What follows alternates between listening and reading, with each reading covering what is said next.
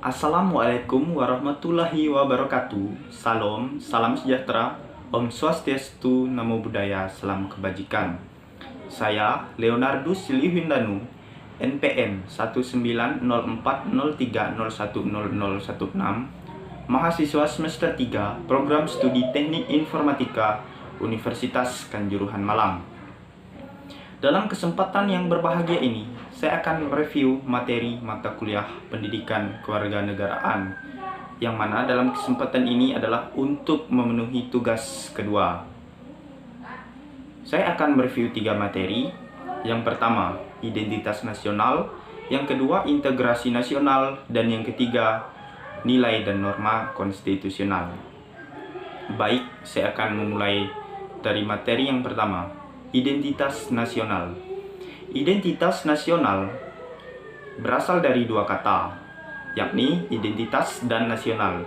Identitas berasal dari bahasa Inggris, yaitu identity, yang berarti ciri-ciri, jati diri, atau tanda-tanda yang dapat membedakan seseorang atau sesuatu dengan yang lainnya.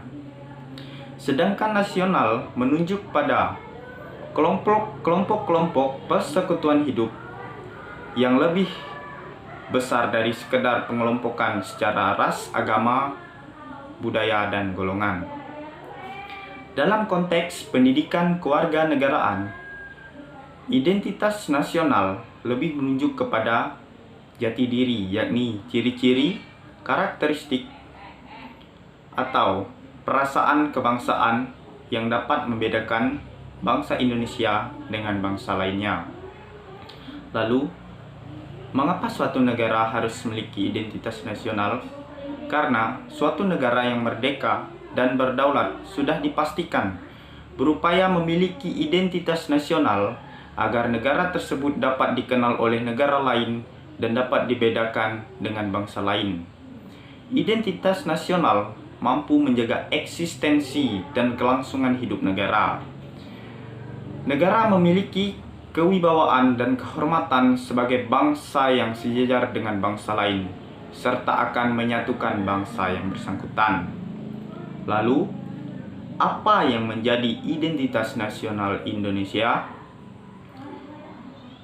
Ada bendera merah putih, bahasa Indonesia, lambang negara, serta lagu kebangsaan, yang mana telah diatur dalam Undang-Undang Republik Indonesia Nomor 24 Tahun 2009. Lalu materi yang kedua adalah integrasi nasional. Integrasi nasional berasal dari kata integrasi dan nasional. Integrasi berarti memberi tempat dalam suatu keseluruhan.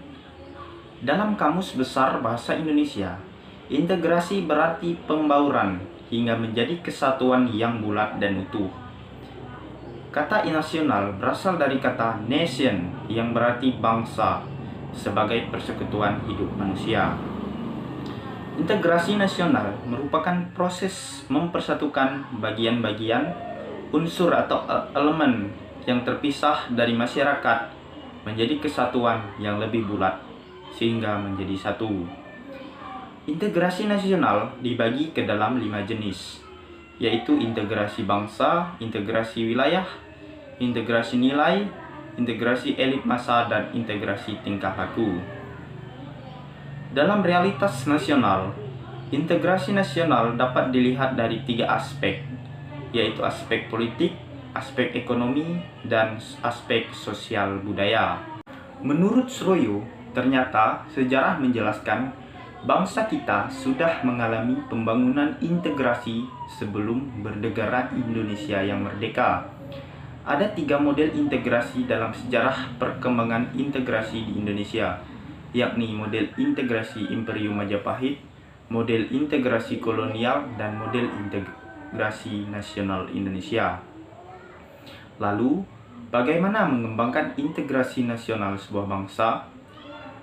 Howard Huygens dalam Muhaimin dan Colin Max Andre menyebut ada 5 pendekatan para pemimpin politik dalam mengembangkan integrasi nasional, yaitu 1. Adanya ancaman dari luar, 2. Gaya politik kepemimpinan, 3.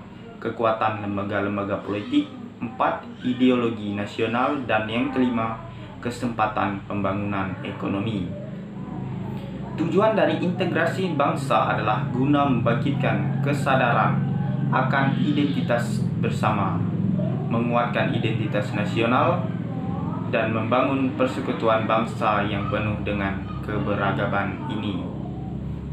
Lalu, materi yang ketiga adalah nilai dan norma konstitusional.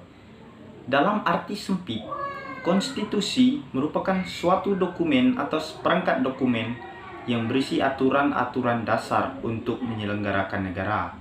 Sedangkan dalam arti luas, konstitusi merupakan peraturan baik tertulis maupun tidak tertulis yang menentukan bagaimana lembaga negara dibentuk dan dijalankan. Adanya konstitusi di sebuah negara bertujuan untuk membatasi kekuasaan pemerintah atau penguasa negara, membagi kekuasaan negara, dan memberi jaminan hak asasi manusia bagi warga negara. J.G. Steinbeck mengemukakan bahwa sebuah konstitusi sekurang-kurangnya bermuatan hal-hal sebagai berikut. 1. Adanya jaminan terhadap hak-hak asasi manusia dan warga negara. 2. Ditetapkannya susunan ketatanegaraan yang bersifat fundamental dan adanya pembagian dan pembatasan tugas kenegaraan yang juga bersifat fundamental. Dalam perkembangannya, tuntutan perubahan Undang-Undang Dasar Negara Republik Indonesia 1945 menjadi kebutuhan bersama bangsa Indonesia. Oleh karena itu, MPR melakukan perubahan secara bertahap dan sistematis dalam 4 kali perubahan.